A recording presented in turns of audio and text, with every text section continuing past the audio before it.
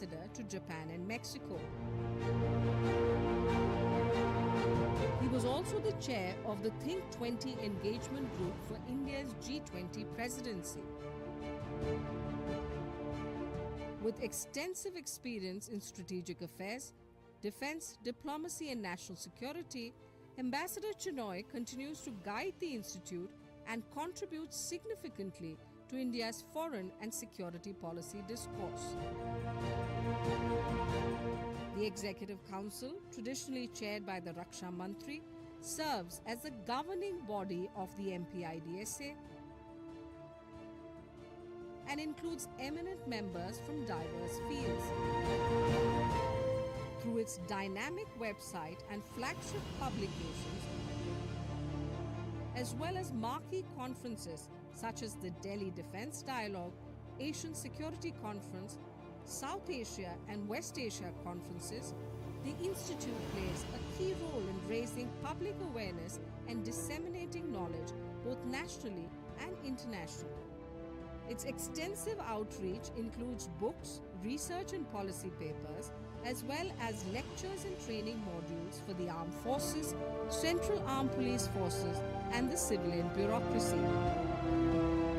The Institute regularly hosts dignitaries including ministers, senior officials, ambassadors, military leaders, and scholars both foreign and Indian. These interactions provide a platform for substantive dialogue on strategic, defense and security issues, fostering mutual understanding and cooperation.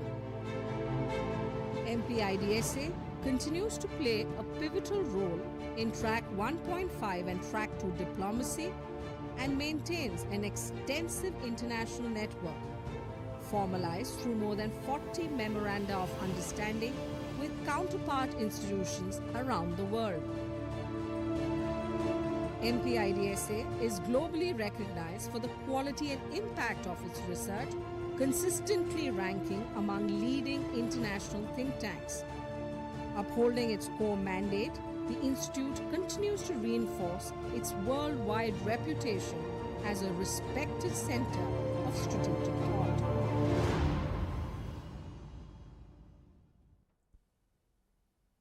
Thank you, everyone. I now request the Director General MPIDSA to kindly take over the proceedings and deliver the welcome address. Thank you, sir.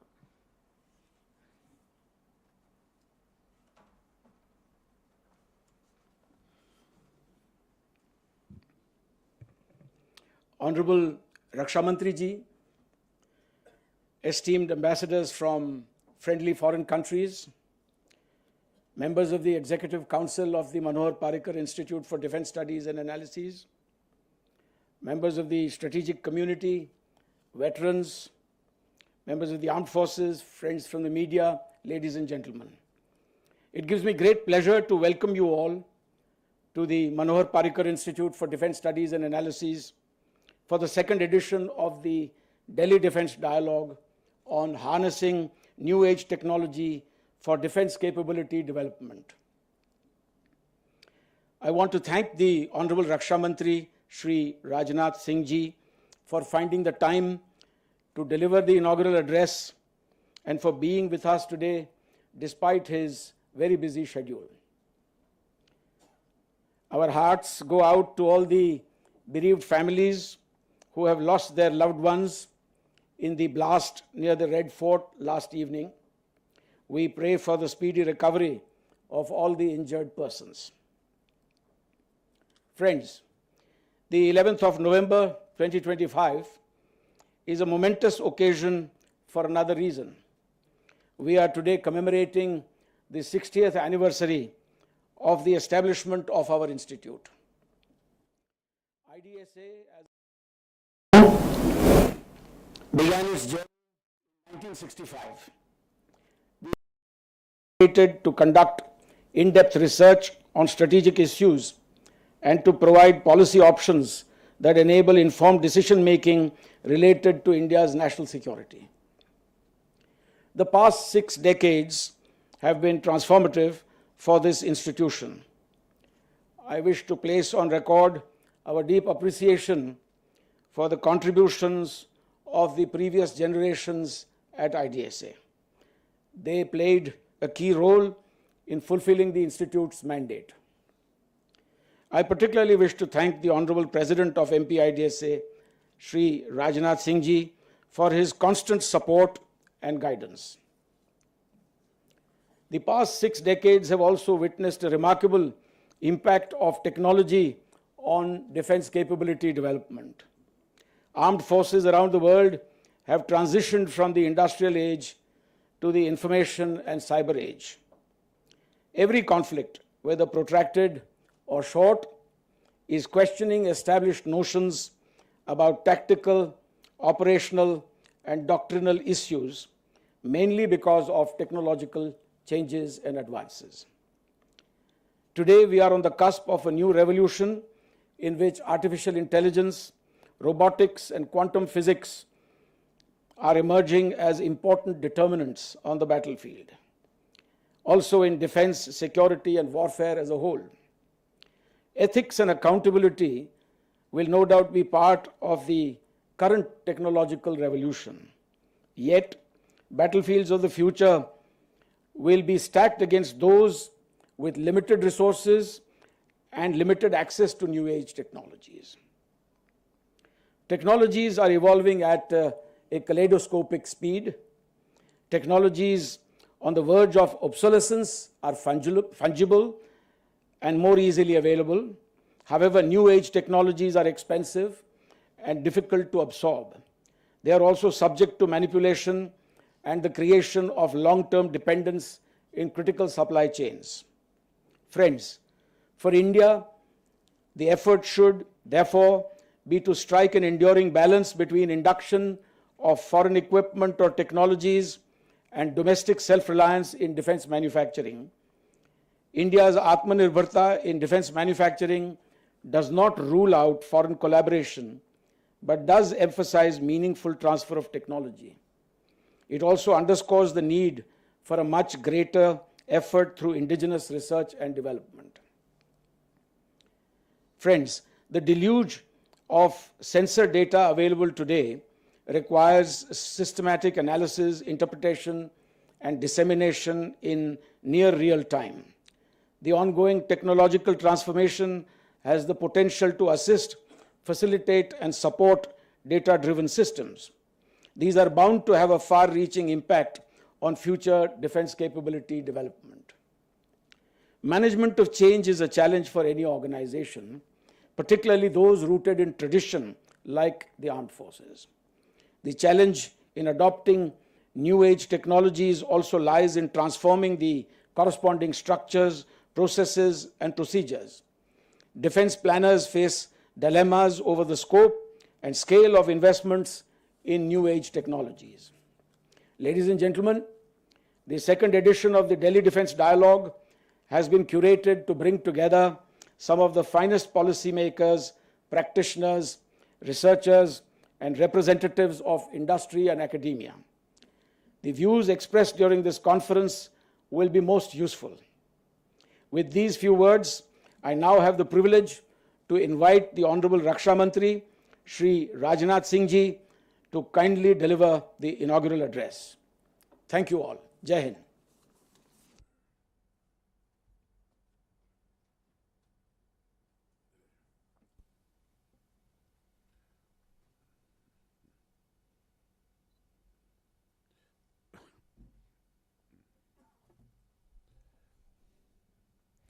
Thank you very much.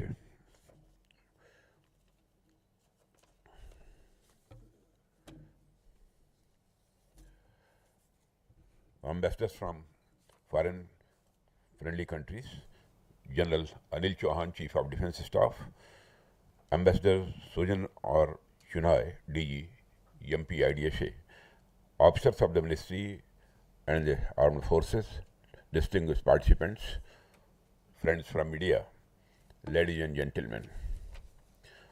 First and foremost, I extend my heartfelt condolences to all those who lost their lives in the tragic incident that occurred in Delhi yesterday. I pray to God to grant strength and solace to the bereaved families in this hour of deep grief. From this platform, I wish to assure my citizens that the country's leading investigative agencies are conducting a swift and thorough inquiry into the incident. The findings of the investigation will soon be made public. I want to formally assure the nation that those responsible for this tragedy will be brought to the justice and will not be spared under any circumstances. Ladies and gentlemen, it gives me immense pleasure to be amidst this August Assembly of the eminent speakers and participants at the Delhi Defence Dialogue 2025. I extend my warmest welcome to our distinguished international guests, whose wisdom and a global perspective will enrich our deliberations and lend greater substance to this dialogue. I appreciate the Manohar Parrikar Institute of Defence Studies and Analysis and the Director General Ambassador Sujan Shinoy for leading this edition of the Delhi Defence Dialogue. Firstly, I convey my congratulations on the successful convening of this edition of the Delhi Defence Dialogue. This forum has emerged as a flagship platform for thoughtful deliberations and a strategic engagement on the multifaceted challenges of defense and security.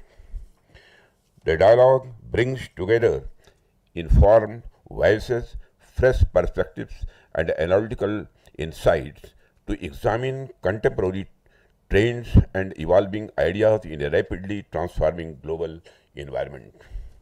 I also take this opportunity to wish the Director General, MPIDSA, scholars, staff, members, and everyone who has been associated with the Institute a very happy 60th Foundation Day. I have been told that it was on this day that IDSA was instituted in 1965 with the vision to promote national and international security through the generation and the dissemination of knowledge on defense and security related issues. Over the years, MPIDSA has emerged as one of the finest think tanks, not only in Asia but also globally, through its in-depth, independent scholarly research, policy guidance, and efforts to enhance strategic thought in the country. I am hopeful that the Institute will continue its excellent work, striving towards its ideals and supporting efforts for the national and international security. The theme of the current edition of the Delhi Defence Dialogue is harnessing new age technology for defense capability development. In light of the prevailing international security environment and the ongoing Operation Sindoor, the choice of the theme is most appropriate. I compliment MPIDSA for taking the discussion on this subject forward with scholars, practitioners, defense researchers, and industry representatives. Friends, the character of warfare as well as technology has been changing in every era. From the discovery of the gunpowder to the advent of aviation, from the dawn of radar to the age of cyber and space, each generation has witnessed its own technological revolution. It may be true that change feels faster today, but that is only a matter of scale and perception. Technology has always evolved steadily, persistently, and more often than not for the better. What truly matters, therefore, is not just the pace of technological change, but the pace at which we are able to absorb and adapt to it. Ladies and gentlemen, when we speak of the new age technology in defense, it is natural that our minds first go to the disruptive changes in modern warfare, including artificial intelligence, machine learning, quantum computing, swarm technologies, and so on. These are indeed transformative, and India and the world are making bold strides in each of these domains. But to truly interpret this theme, we must look beyond the obvious. I believe the power of technology is not limited to the devices or algorithm, but it lies in its all-encompassing nature, in the way it redefines every process, every system, and every decision that contributes to the national security. New age technologies is not just about what we fight with, but how we prepare, plan, and sustain. It shapes our procurement processes, our logistics networks, our decision framework, and even our training philosophies.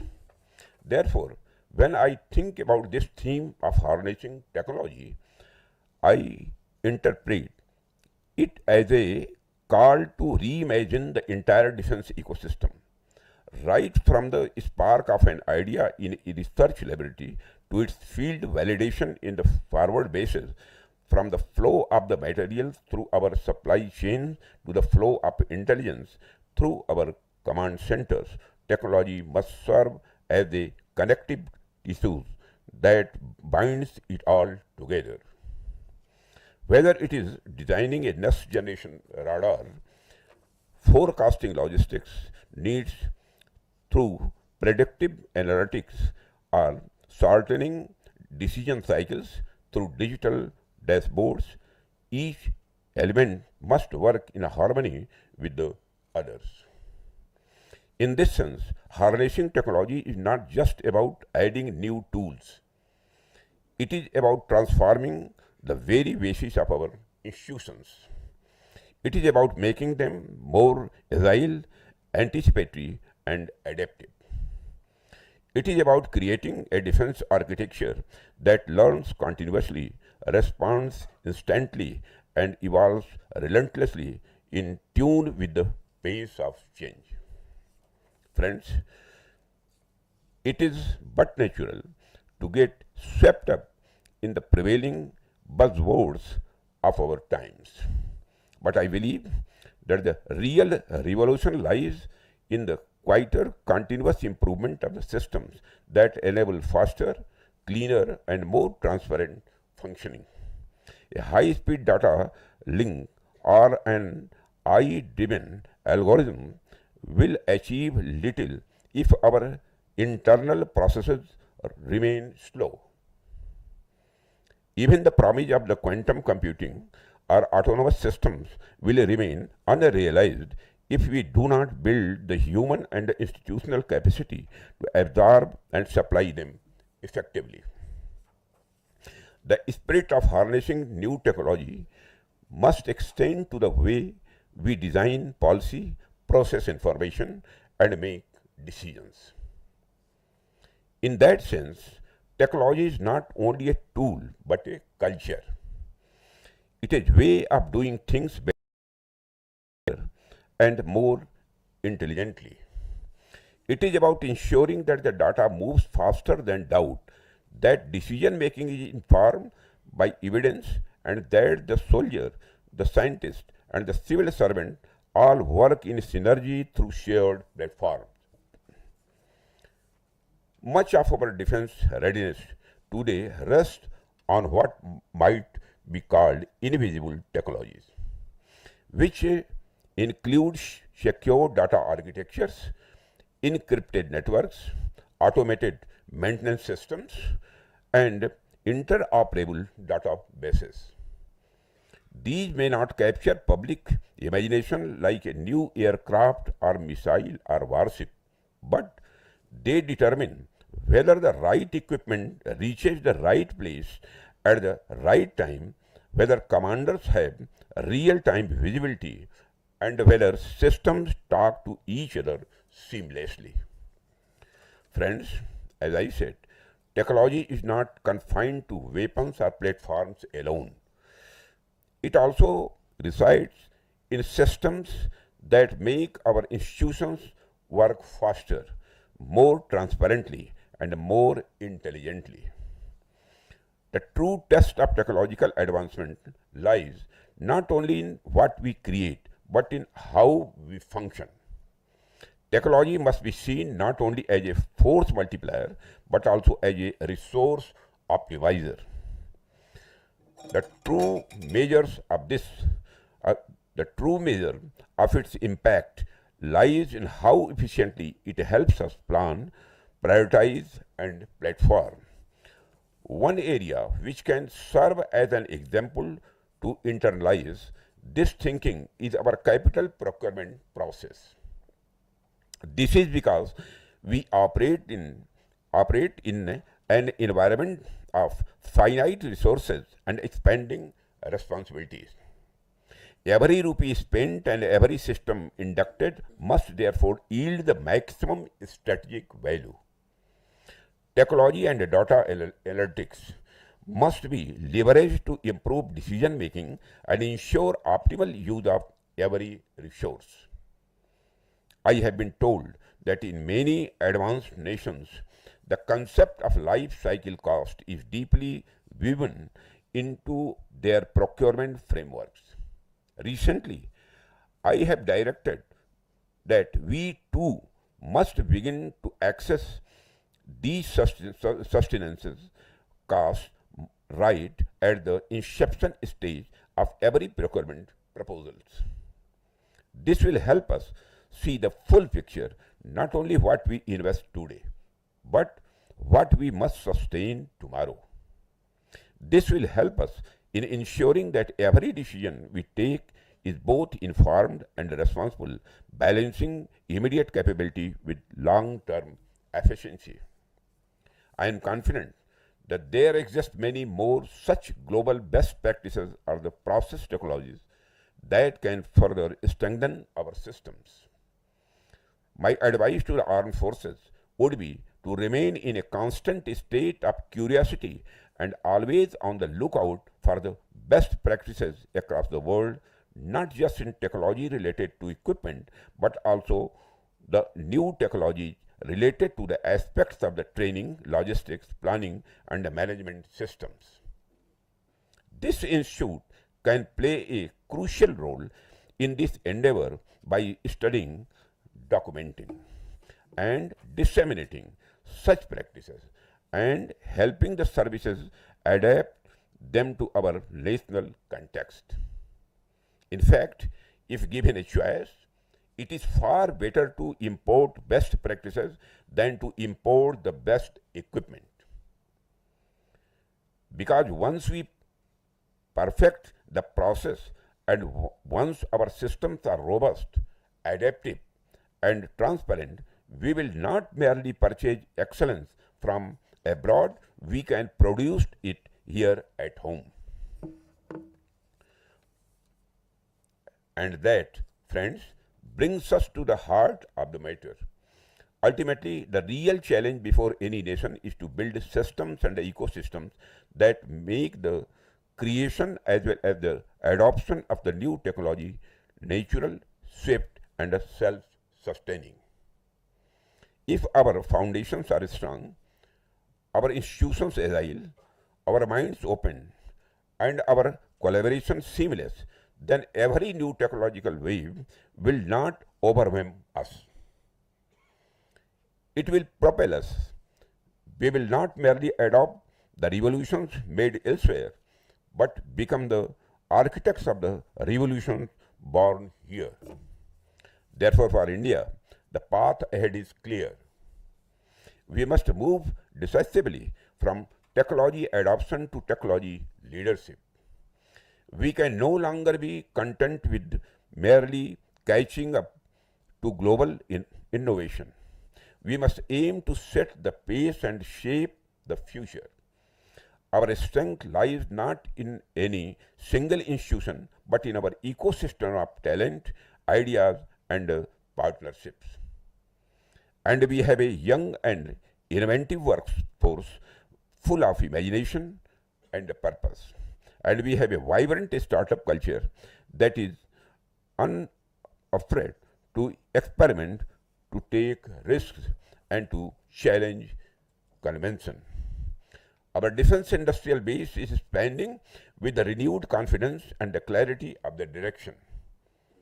The synergy between DRDO, our armed forces, industry, and academia is deepening and creating a virtuous cycle of research, testing, field feedback, and innovation. We must continue to nurture the culture of innovation by giving our scientists and startups both the freedom of imagine and the support to deliver by encouraging collaboration over silos and speed over procedural in Russia. Technology leadership doesn't emerge from isolated brilliance. It grows from a national ecosystem that rewards ideas, tolerates failures, and celebrates breakthroughs. Friends, in the past, the defense and the government agencies drove technological initiatives with their spin off benefits percolating into society. The internet is one such example. Increasingly, technological innovation is being driven by the commercial world, and defense and the government agencies are adapting such technologies subsequently. The technology is increasingly being democratized. It is encouraging to note the drive and enthusiasm of the Indian commercial industry towards enhancing the nation's technological threshold. Initiatives like IDEX and the Technology Development Fund are already nurturing a new generation of innovators who see national defense not merely as a sector of employment but as a mission of our national service. They are the architects of a future where cutting edge technologies from autonomous systems and the quantum sensors to advanced materials and space based surveillance will bear the imprint of Indian ingenuity. From young entrepreneurs, MSMEs, to captains of the Indian multinationals, individuals and the companies have displayed the collective will to help achieve the mission of Viksit Bharat and Atmanirbharta. Friends, Atmanirbharta in the digital age goes beyond manufacturing systems within our borders. It extends to digital sovereignty, which means control over the algorithms, data, and the chips that power our platforms. True strategic autonomy will come only when our code is as indigenous as our hardware. We are therefore encouraging secure, indigenous software stacks, trusted semiconductor supply chains, and homegrown artificial intelligence models trained on Indian data. This is not merely about security as much it is about confidence. Confidence that every byte, every beam, and every bot we deploy is aligned with our strategic objectives. And that, amidst all the excitement about machines and algorithms, we must remember that technology ultimately serves the human. It is not meant to replace human judgment but to amplify it. I think we must also invest in the ethical, psychological, and the legal dimensions of these emerging technologies. India as a civilizational power can and must lead the conversation on the responsible and the human use of the military technology. Friends, in conclusion, I would like to say that the harnessing new age technologies for defense capability development is not merely about upgrading our arsenal, it is about transforming our entire approach to national security. Technology for us should not be an end in itself. Rather, it should be an instrument of efficiency, of integration, and of empowerment. It is about turning processes into platforms and the systems into ecosystems. It is about ensuring that every investment in technology enhances not only our capability but also our credibility and confidence as a nation. It must make our forces faster in decision, sharper in response, and stronger in outcome. It must help us use every rupee, every resource, and every idea more intelligently. Friends, our task, therefore, is not only to acquire new technologies, but to create the conditions where technology can thrive through sound processes, agile institutions, and a spirit of collaboration that unites the soldier, the scientist, the startup, and the strategists. That is how India will move from being a consumer of technology to a creator of technology, and from adapting to technological revolutions made elsewhere to shaping revolutions born here. Friends, before I end my address, I extend my very best wishes to all participants of the Delhi Defense Dialogue 2025. I wish you productive deliberations to better understand our technological goals and means to achieve them. Once again, I extend my heartiest compliments and congratulations to the MP IDSA team for organizing such a vibrant event. Thank you very much. Jai Hind.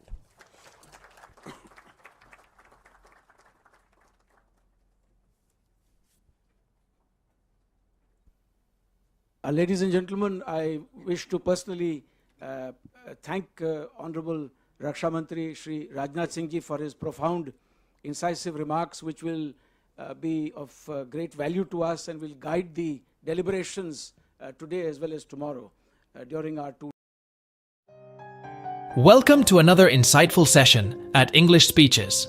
Today, we're diving into a powerful speech delivered by Subramaniam Jaishankar, India's Minister for External Affairs, at the 77th session of the UN General Assembly. Discover how India celebrates its 75 years of independence, the visionary steps under Prime Minister Narendra Modi's leadership, and the country's future pledges. Learn how these points connect to broader global issues like multilateralism, environmental care, and international diplomacy.